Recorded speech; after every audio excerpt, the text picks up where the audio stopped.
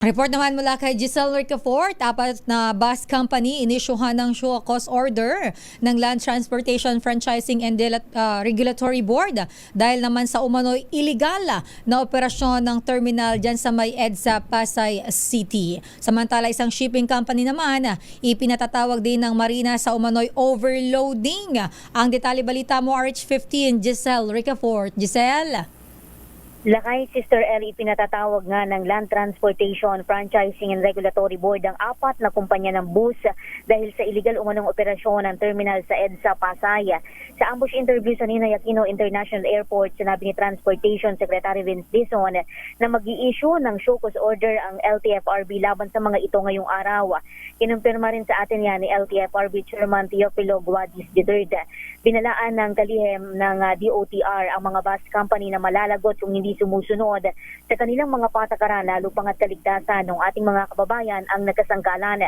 Kahapon, sorpresang ininspeksyon ng DOTR Secretary ang mga bus terminal sa Pasay City at nadiskubre nga doon ng kalihim ang umano'y iligal na operasyon ng isang bus terminal na nasa isang bakanteng lote lamang at naglagay ng trapal na hintayan ng mga mananakay.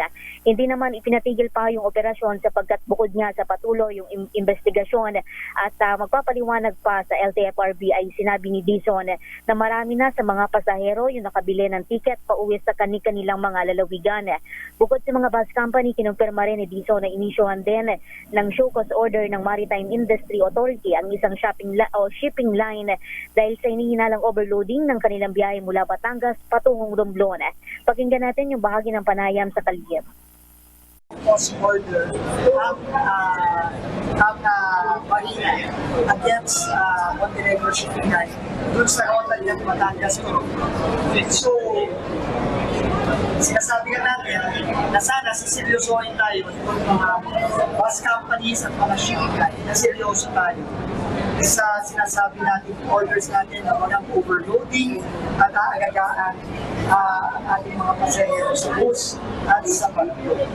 Also, hindi po tayo nagbibiro dito kung sinasabi natin tayo'y magpapabigay ng show cause, tayo'y magsususpindi, hindi po tayo nagbibiro. Ito si Giselle Ricafort para sa DZRH, una sa Pilipinas, una sa Pilipino. Maraming salamat, Miss Giselle Ricafort.